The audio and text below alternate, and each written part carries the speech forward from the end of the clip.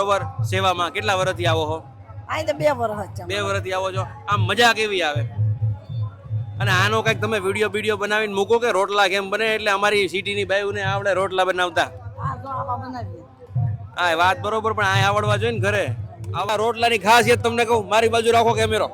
આ રોટલાની ખાસિયત એ છે કે આ અન્નક્ષેત્રમાં હાવ બે હારે મળીને રોટલા કરે છે ભાઈ, કઈ ઘટે નહીં. જોવો હા લાડવા બનાવવામાં આવ્યા છે. ત્યારબાદ આ જગ્યા ઉપર આપણે જોઈ શકીએ છીએ કે મોહનથાળ છે, સરસ મજાના ગાંઠિયા, અને આ મારો કૃષ્ણ કનૈયા લાલ કી જય. આ નામ કૃષ્ણ છે. યાત્રિકો પ્રસાદ ગ્રહણ કરે છે. દરરોજ 5 થી 7,000 યાત્રિકો પ્રસાદ ગ્રહણ કરે છે. નમસ્કાર દોસ્તો, આપ સૌનું હાર્દિક સ્વાગત છે ફરી એક નવા અન્નક્ષેત્રમાં. દોસ્તો અત્યારે આપણે એવા અન્નક્ષેત્રમાં આવ્યા છીએ જે છેલ્લા 110 વર્ષથી આ જગ્યા ઉપર એટલે કે ભવનાથ વિસ્તારમાં આવે છે. આ જે ઉતારો છે એ ઉતારાની વાત કરીએ તો પોપટ ભગતનો ઉતારો છે કે જે બેડલાથી આવે છે. તો દોસ્તો ચાલો સાથે મળીને આપણે આ ઉતારામાં જે અન્નક્ષેત્ર ચાલુ છે, જે 110 વર્ષથી ચાલુ છે, એની સાથે મળીને મુલાકાત લઈએ. ચાલો. તો 18 વર્ષના લોકો આ જગ્યા ઉપર ભોજન પ્રસાદી લઈ શકે છે. આપણે સાથે મળીને જોઈએ કે બધી પ્રસાદી જે છે એ કઈ રીતે બને છે. તો આ જગ્યા ઉપર તમે આવો ને તો સામેની બાજુએ ત્યાં આપણે જોઈ રહ્યા છીએ કે તમામ ટેબલ લાગેલા છે, અને લોકો માટે આ જગ્યા ઉપર 32 ભાતના ભોજન અને કમ્પ્લીટ ભાણું, એવું નહીં કે ભાઈ એક જ વસ્તુ, સંપૂર્ણ ભાણું આ જગ્યા ઉપર પીરસવામાં આવે છે. ભારતીય બેઠકમાં બેસીને શાંતિથી બેસીને આપણે જમવાનું હોય છે. સૌથી પહેલા આપણે મુલાકાત લઈએ અંદરના રસોડાની, જે જગ્યા ઉપર બધી વસ્તુઓ બને છે, અને ત્યારબાદ કઈ કઈ આઈટમો છે એ આ જે કાઉન્ટર છે આપણે ત્યારબાદ લેશું. ચાલો સાથે.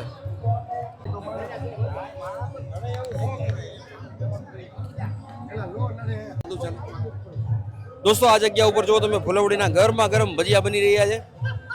જય ગિરનારી. કેમ છો? મજામાં? આજે સરસ મજાના ભજીયા બની રહ્યા છે, એના વિશે કઈ કયો. કાંઈ નહીં, અમારે તો 15 વર્ષથી હાલે છે રસોડું. બરોબર. અને અત્યાર સુધી એમ કે અત્યારે હવે અન્નક્ષેત્ર ચાલુ થયું છે આપણું, લગભગ 6 વાગે ચાલુ કરી દો છો. 9 વાગે ચાલુ. 9 વાગ્યા સુધી ચાલુ રહે તો કેટલા લોકો અંદાજિત આ જગ્યા ઉપર ભોજન લઈ જાય? 5 થી 6,000 જણા રોજના, ડેઈલી. અને લાઈ બધું જમાડવાનું. વાહ દોસ્તો. ભજીયા, રોટલી, દાળ ભાત, ખીચડી, સંભારો, લાડવા, બધું લાઈવ ગરમા ગરમ બાજરાના રોટલા, ખીચડી, ઘઉંની રોટલી. આ જગ્યા ઉપર સાહેબ બધી વસ્તુ લાઈવ બને છે, એવું નહીં કે ભાઈ બનાવીને રાખી દેવાનું. અત્યારે હવે આપણે જી બોલો. અમારે પોપટ ભગતની રાવટી 100 વર્ષથી આવે છે. બરોબર. ભજીયા 110 વર્ષ થયા. હા, 2 જાતના ભજીયા લાય ખવારી છે. વાહ. બરોબર છે. છાશ ઠંડી ઘાટી, ઘરે ન હોય એવી. વાહ દોસ્તો, આ જગ્યા ઉપર તમે નજીક આવશો ને તો આ જગ્યા ઉપર અત્યારે પટ્ટીના ભજીયા ઉતરી રહ્યા છે. જો મેથી મરચા અને પટ્ટીના ભજીયા, અને લાઈવ. રોટલી આલો સાહેબ, લાઈ બતાજો. કાકા તમે કેટલા વર્ષથી અહીંયા આવો? 20મું વર્ષ હું આવું છું, એકેય ભાંગી નથી. વાહ. 20 વર્ષ. 40 વર્ષથી 40 વર્ષથી સેવામાં આવો 40 છો? વર્ષથી સેવા આપી, તન મન ધન થી. વાહ. અને ગામ કયું આપનું? બેટલા. ભાઈ બેડલાનો ઉતારો છે પોપટ ભગતનો, અને એમાં કઈ ઘટે નહીં. દરેક લોકો છે ને 40, 50 વર્ષથી આ જગ્યા ઉપર આવે છે. જય ગિરનારી. તમારે કેટલા વર્ષ થયા? પહેલું વર્ષ છે. વાહ ભાઈ વાહ, જોરદાર. દોસ્તો આ જગ્યા ઉપર આપણે જોઈ રહ્યા છીએ કે આ જગ્યા ઉપર લાઈવ અત્યારે રોટલી બની રહી છે, અને જે ઘરે રોટલી બનતી હોય એવી તાકાતવાળી કૂણી રોટલીઓ અને બાજરાના રોટલા તરફ આપણે હમણાં જઈએ. જુઓ ખૂબ સરસ મજાની આ જગ્યા ઉપર રોટલીઓ બને છે, અને સ્વામીની રોટલી કહેવાય. એક રોટલીમાંથી આમ પોળ થાય, અને પછી એમાંથી અલગ અલગ કટકા કરીને બધા લોકોને પીરસવામાં આ જગ્યા ઉપર આવે છે. કેમ કે માણસો વધારે આવી જતા હોય તો આ રીતનું કરવું પડે. જો કેવડી મોટી રોટલી બની છે આ જગ્યા ઉપર, જોરદાર, ખૂબ જ જોરદાર. અને બધી રોટલી છે ને સાહેબ ચોપડીને આપવાની, એકદમ કૂણી રોટલી. હવે દોસ્તો અત્યારે આપણે આ જગ્યા ઉપર આવીએ ને તો આ જગ્યા ઉપર ગરમા ગરમ સ્પેશિયલ રોટલા, બરોબર. માવડીઓ આ જગ્યા ઉપર સુંદર મજાના રોટલા બનાવે છે, અને આ રોટલાની સાઈઝ જોવો ભાઈ. આ સાઈઝ છે ને એક તાવડી, એક બહુ મોટો છે રોટલો ભાઈ. અને આપણે છે ને અહીંયા સિટીમાં કેવું થાય ખબર? આપણે સિટીમાં બધા થાબડિયા રોટલા થઈ ગયા છે.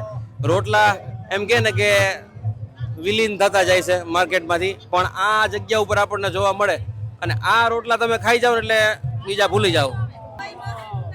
જુઓ સાહેબ, આ બેનું દીકરીઓ માવડીઓ આ જગ્યા ઉપર જોરદાર રોટલાઓ બનાવી રહી છે અને ખૂબ જ અદ્ભુત સાહેબ. આ જે વાતાવરણ છે, આ જે એટમોસ્ફિયર છે,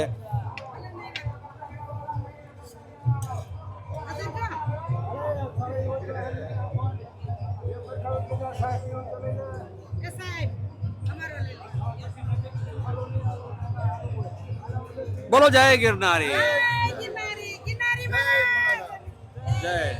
દોસ્તો આ જગ્યા ઉપર આપણે જોયું કે આ સુંદર મજાના રોટલાઓ બને છે, બરોબર. હવે આ રોટલાની ખાસિયત તમને કહું, મારી બાજુ રાખો કેમેરો. આ રોટલાની ખાસિયત એ છે કે આ અન્નક્ષેત્રમાં હાવ બે હારે મળીને રોટલા કરે છે ભાઈ, કઈ ઘટે નહીં. જોવો માજી, તમારે કેટલા વર્ષ થઈ ગયા અહીંયા તમે આવો છો, બરોબર, સેવામાં? કેટલા વર્ષથી આવો છો? અહીં તો 2 વર્ષ છે. 2 વર્ષથી આવો છો. આમ મજા કેવી આવે? અને આનો કંઈક તમે વિડીયો બનાવીને મૂકો કે રોટલા કેમ બને, એટલે અમારી સિટીની બાયુને આવડે રોટલા બનાવતા. હા જો આવા બનાવીએ. હા વાત બરોબર, પણ આ આવડવા જોઈએ ને. ઘરે આવા બનતા જ નહીં, શું કરવાનું? એવું છે હે કે મમ્મીને આવડતા હોય તો દીકરીને આવે એના જેવું હે. એટલે હું નથી કહેતો આમાં કોઈ ઉઠતું લેતા નહીં. આમાં એવું છે, સાહિત્યમાં એવું લખેલું છે કે જેની માને રોટલા આવડતા હોય એની દીકરીને આવડે, બરોબર. અહીંથી હાલો હવે આપણે આગળ. આ જગ્યા ઉપર દોસ્તો જે ચૂલા છે ને, એ ચૂલા પ્યોરલી મંગારા કહેવાય. અને ચૂલાનો કે મંગારા 3 પાણા ઉપર બધું કમ્પ્લીટ કરીને રાખી દીધું છે. આ જો સરસ મજાનું આ જગ્યા ઉપર શાક બની ગયું છે. અને અહીંથી આપણે આગળ આવીએ ને દોસ્તો, તો આ જે ટોટલ રસોઈ થઈ છે, આ ખોલો તો. આ જગ્યા ઉપર તમે જોઈ શકો છો કે ગિરનારી ખીચડી જોરદાર બનાવવામાં આવી છે. અને આ જગ્યા ઉપર આપણે જોઈએ તો અહીંયા છે ને સાહેબ શાક છે, જો સેવ ટમેટાનું શાક, સરકારી શાક આ જગ્યા ઉપર બનાવવામાં આવ્યું છે ભાઈ. 100 લીટરનું છાસનું ટીપણું એક ટાઈમમાં એ ખાલી થઈ જાય. 2 ટીપણા જોઈએ આખો દિવસ, 2 ટાઈમના. આ સાઈઝ રહી અમે 400 લીટર આખો દિવસમાં પાઈ છીએ, અને ઠંડી બરફ નાખીને. વાહ. હા, લાડવા બનાવવામાં આવ્યા છે. ત્યારબાદ આ જગ્યા ઉપર આપણે જોઈ શકીએ છીએ કે મોહનથાળ છે, સરસ મજાના ગાંઠિયા. અને આ મારો કૃષ્ણ કનૈયા લાલ કી જય, આનું નામ કૃષ્ણ છે. ગાંઠિયા છે આ જગ્યા ઉપર. અને આપણે જે ભજીયા જોયા ગરમા ગરમ બનતા હતા, તો આ સરસ મજાના ભજીયા. જય ગિરનારી બાપુ, જય ગિરનારી. અને ભજીયા સાહેબ ગરમા ગરમ, આમ જુઓ. આ જગ્યા ઉપર સરસ મજાની ચટણી છે. ચટણીના 2 પ્રકાર, લાલ ચટણી અને લીલી ચટણી, સાથે સરસ મજાનો સંભારો, ગરમા ગરમ રોટલી એ સ્વામીની. અને આ જગ્યા ઉપર રોટલા, શાક તમે જોઈ શકો છો કેવું સરસ મજાનું શાક છે, તીખું ધડાકેદાર.